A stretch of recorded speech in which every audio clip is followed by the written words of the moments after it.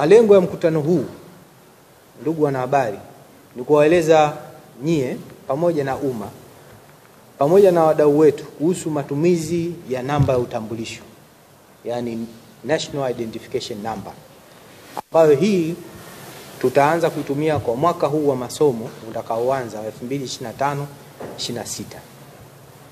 Na dirisha letu la maombi maombi ya mikopo kama mnavyofahamu tunatarajia kulifungua mwezi ujao, ili kutoa fursa kwa wanafunzi wahitaji wenye kujaza maombi hayo waanze kujaza form au waanze kujaza maombi ya kuomba mikopo yao katika mfumo wetu.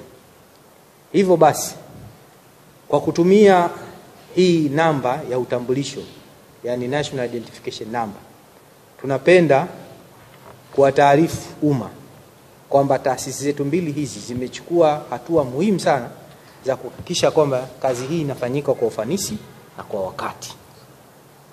Sasa kwa nini tunatumia National Identification Number?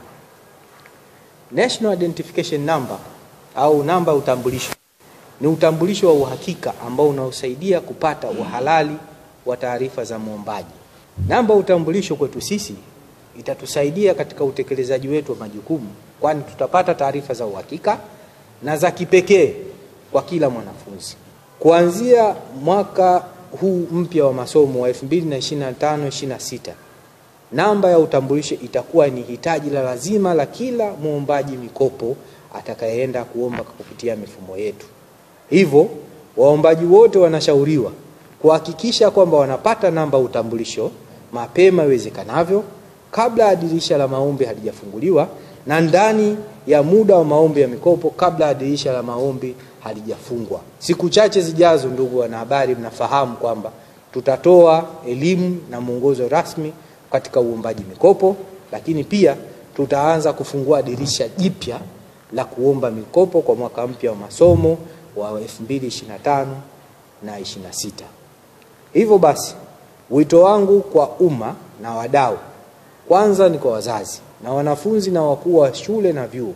Tunawaomba sana mtupe ushirikiano wa kuwaelimisha vijana wetu kuhusu umuhimu wa namba ya utambulisho na umuhimu wa kupata hiyo namba ya utambulisho kwa muda ambao tumeutaja.